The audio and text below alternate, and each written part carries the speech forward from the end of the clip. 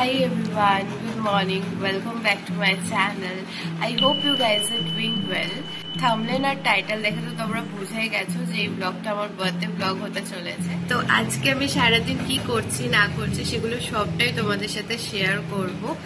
আর এখন আমি হচ্ছে ঘুম থেকে উঠলাম, তো চলো এখন আর বেশি কথা বলবো না। এখন আমি উঠি, ফ্রেশ হব, স্নান করব, দেন রেডি হব। তো আর কথা বলছি না, এখন ব্লগটাকে স্টার্ট করা যাক। আই হোপ তোমাদের আজকের ব্লগটা দেখতে ভালো লাগবে। ওকে, বার্থডের বাকি ব্লগটা কন্টিনিউ করার আগে তোমাদের সাথে বার্থডে দুদিন আগে থেকে আমি কি করেছি না করেছি সেগুলোই শেয়ার করা যাক। তো এই দিন ছিল হচ্ছে থার্সডে, আমি গেছিলাম হেয়ার কাট করাতে মা আর দিদির সাথে। আর দিদিও হেয়ার কাট করিয়েছিল। বেসিক্যালি বার্থডে বলে যে আমি হেয়ার কাট করিয়েছি এমনটা না, আমার হেয়ারটা খুব ফ্রিজি হয়ে গেছিলো আর নিচের দিকটা একটু স্প্লিট এন্ডসও পড়েছিল, যার কারণে আমি হেয়ার কাটটা করিয়েছি।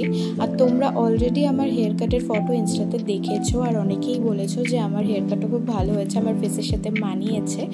আর তোমরা অনেকে জিজ্ঞাসা করেছো যে আমি কোথা থেকে হেয়ার কাট করিয়েছি। তো আমি স্টার মলের ঠিক সামনে বিমল হেয়ার স্টুডিও থেকে আমি আমার হেয়ার কাটটা করিয়েছিলাম। তো আমার ওদের সার্ভিস তো খুব ভালো লেগেছে। তোমরা যারা যেতে চাইছো যেতে পারো, তোমরা যে সার্ভিস নেবে নিতে পারো। তো যাই হোক, আমার খুব ভালো লেগেছে ওদের সার্ভিস। আর সব কিছু কমপ্লিট হওয়ার পরে, হেয়ার কাট কমপ্লিট হওয়ার পরে আমরা চলে গিয়েছিলাম পাশেই স্টার মলে। অ্যাকচুয়ালি যাওয়ার তো কোনো প্ল্যান ছিল না, কিন্তু লাঞ্চ করে বেরোনো হয়নি, তাই ফুড কোর্টে গিয়েছিলাম লাঞ্চ করতে।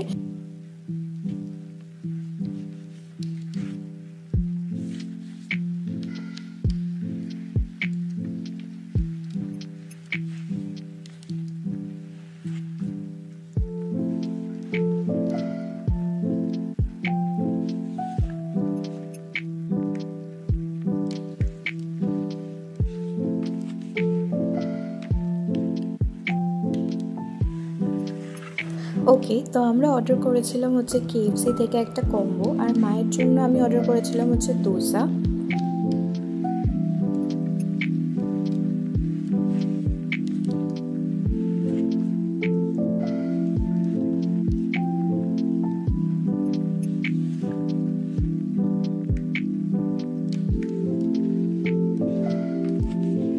তো এটা হচ্ছে ঠিক আমার বার্থডের আগের দিন। আমি আর দিদি চলে গিয়েছিলাম ডেকোরেশনের কিছু জিনিস কিনতে, কেক কিনতে। আর আমার মেনলি নেলস করানোর ছিল, সেটার জন্য নেলস করাতে যাওয়ার আগে একটা ছোট প্রবলেম হয়ে গেছিলো, যেটা হচ্ছে আমি বেসিক্যালি যার থেকে নেলস করাই তার সেদিনকে এক্সাম পড়ে গেছিলো, যে কারণে নেলস করাতে পারিনি। বাট আমি অলরেডি 2 to 3 উইকস আগে অ্যাপয়েন্টমেন্ট নিয়ে রেখেছিলাম, বাট আমাকে জানায়নি সে, আর আমি খুবই লাস্ট মোমেন্টে জানতে পারি সেটা।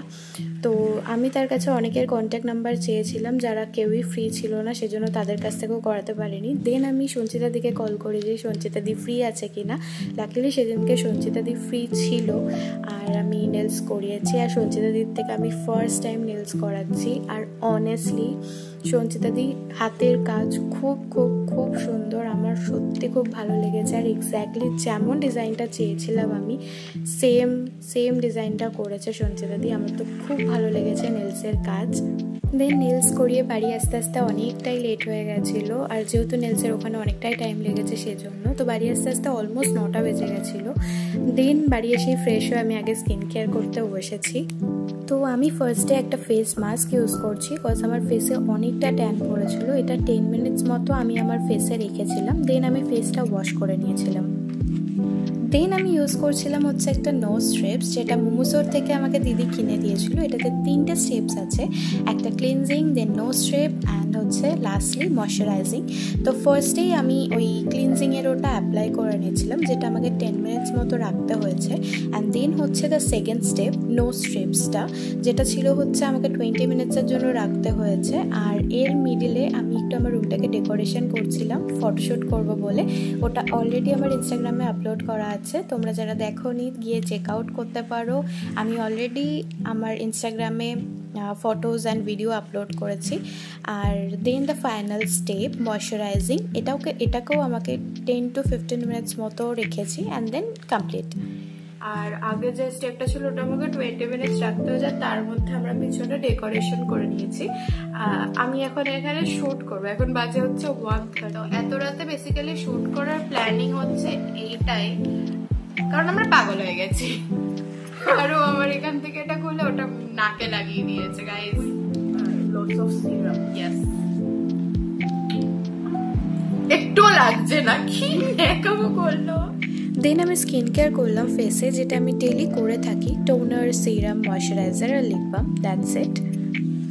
আর নাইট স্কিন কেয়ার রুটিনের উপর ডিটেলে আমি একটা ভিডিও আপলোড করব, সেটা খুবই তাড়াতাড়ি আপলোড করব, তো stay tune for that. And যারা এখনও আমার চ্যানেলটাকে সাবস্ক্রাইব করোনি তারা আমার চ্যানেলটাকে সাবস্ক্রাইব করে দিও, আর পাশে থাকা বেল আইকনটাকেও ক্লিক করতে কিন্তু ভুলো না।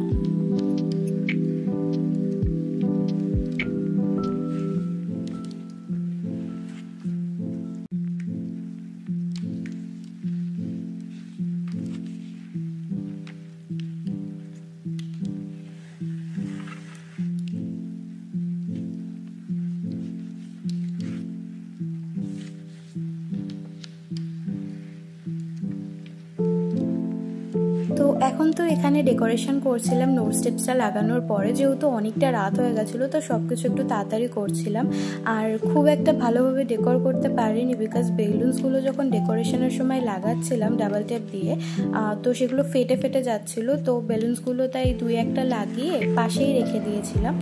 আর কিন্তু দিদি আমাকে ফটোস আর ভিডিওসগুলো ক্লিক করে দিয়েছিল, থ্যাঙ্কস টু হার। ও সেদিনকে সত্যিই অনেকটা টায়ার্ড ছিল, তাও জেগে থেকে আমার সাথে ডেকোরও করেছে, প্লাস আমার ফটোশ্যুটও করে দিয়েছিল।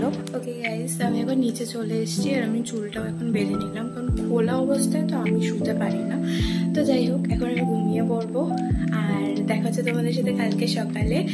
আর কালকে কী করবো না করবো সবটাই তোমাদেরকে দেখাবো, তো এখন আর বেশি কথা বলছি না, তো চলো গুড নাইট, আবার কালকে সকালবেলা দেখা। তো তোমরা অলরেডি দেখেছো যে কালকে রাত্রিবেলা আমি আমার রুমে ছোট করে একটা ডেকোরেশন করে কেক কাট করেছিলাম।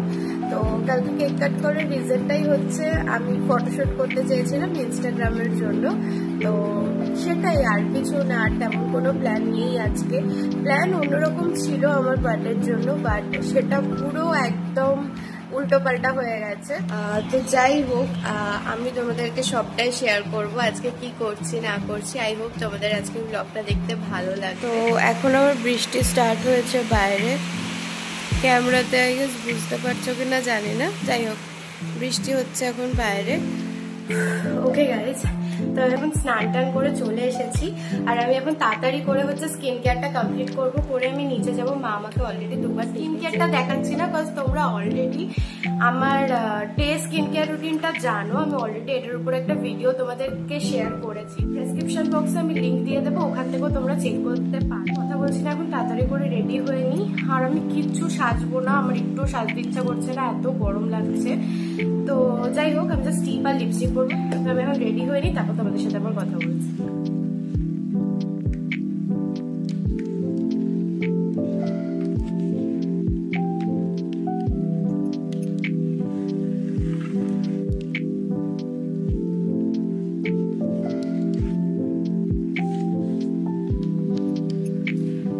আমি এখন পুরোপুরি রেডি হয়ে গেছে, আমি তোমরা দেখতেই পাচ্ছ আমি কিচ্ছু সাজিনি, জাস্ট কাজল, টিপ আর লিপস্টিক, দ্যাটস ইট।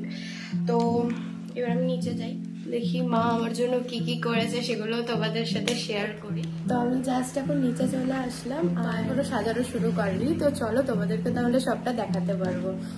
আর এখন তো সিংহাসন ঢাকা থাকে, কারণ এখন অম্বুবাচী চলছে, আর না হলে আমি মন্দিরে গিয়ে একটা পুজো দিয়ে আসতাম। আমার জন্মদিনের সময় প্রত্যেকবারই অম্বুবাচী পরে, আমার প্রত্যেকবার ইচ্ছা হয় যে আমি একটুখানি মন্দিরে গিয়ে পুজো দিয়ে আসবো জন্মদিনের দিন, কিন্তু কোনোবার পসিবল হয় না, প্রত্যেকবার অম্বুবাচী থাকে। তো এবার সিংহাসনের কাছেও যেতে পারছি না, জাস্ট দূর থেকে একটু প্রণাম করলাম ঠাকুরের কাছে, ব্যাস এইটুকুই। আর চলো বাকিটা তোমাদেরকে দেখা।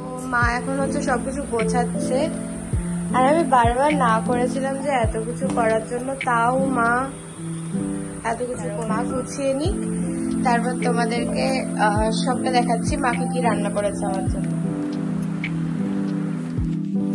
ওকে, তো মা সবকিছু গোছানো হয়ে গেছে, আর মা আমার জন্য অনেক কিছু রান্না করেছে, ভাত করেছে, এখানে 5 রকম ভাত, এখানে হচ্ছে মাটন, আর এটা হচ্ছে কাতলা মাছ, এটা ডাল, মিষ্টি দই আছে, দিদি করেছে, এটা হচ্ছে গিয়ে তরমুজের জুস, আর এটা হচ্ছে মুসাম্বি, আর মা এখানে অনেক চকলেটস, তারপরে কেক, অনেক কিছু এনেছে। তো এখানে এইভাবেই রেখে দিয়েছে মা এটা।